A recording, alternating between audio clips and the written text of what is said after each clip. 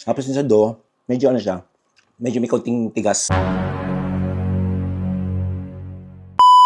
So good day guys, welcome to another episode to my channel. Sa mga hindi pa nakasubscribe, please don't forget to click and subscribe para update kayo sa mga videos na. For today's episode guys, reviewin naman natin ang mga siopawan dito sa Lucena. Ano pang hinihintay natin? Tara na, isa na natin.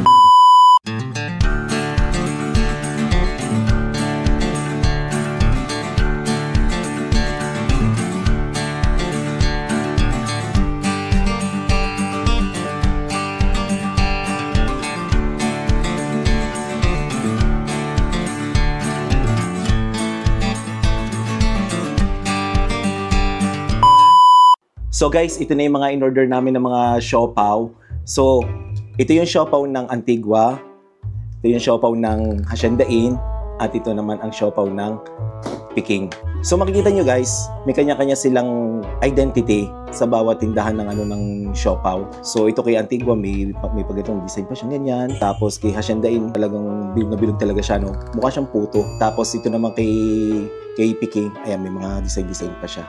Okay, so guys, malalaman natin yung nilalaman nito sa loob nito. Okay, so i-try na natin si Antigua. So ito na guys, ito yung siopaw niya. So tingnan natin yung loob guys. So bola-bola guys. Ayan.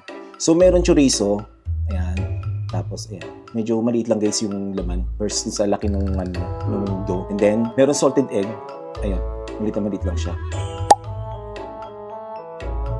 Okay, so tikman na natin guys. Tikman na natin. Ito nga pala yung kanilang sauce. Tikman natin.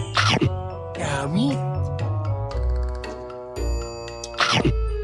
Ang lasa guys yung kanya, yung kanyang pagka-bola-bola. Tapos yung sa dough, medyo ano siya, medyo may kaunting tigas yung pagka-dough niya. So guys, kung ito yung i-rate ko ito ng 7 out of 10. So next, ito naman yung siopaw ng Hacienda Inn. So guys, ito, isa natin ha. So bola-bola din siya guys, oh. Oh! Medyo marami laman guys, oh. Oh, meron pa pala sa loob. Yun. Dalawa yung chorizo niya. Tapos ito yung bola-bola niya. Tapos may salted egg din siya. Okay? So try na natin guys yung kanilang sauce. Ito naman yung sauce ng Hacienda Inn. Medyo matamis yung sauce niya. Cheers! Yummy!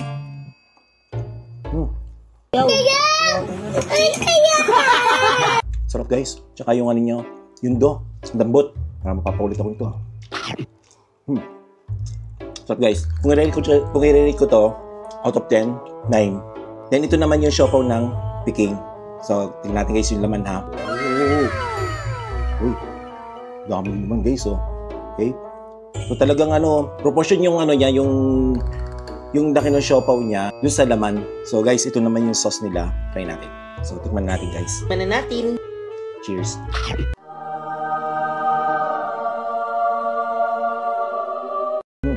Sarap din guys. Sarap. Yung doon niya malambot. Try ko pa nga isa pa.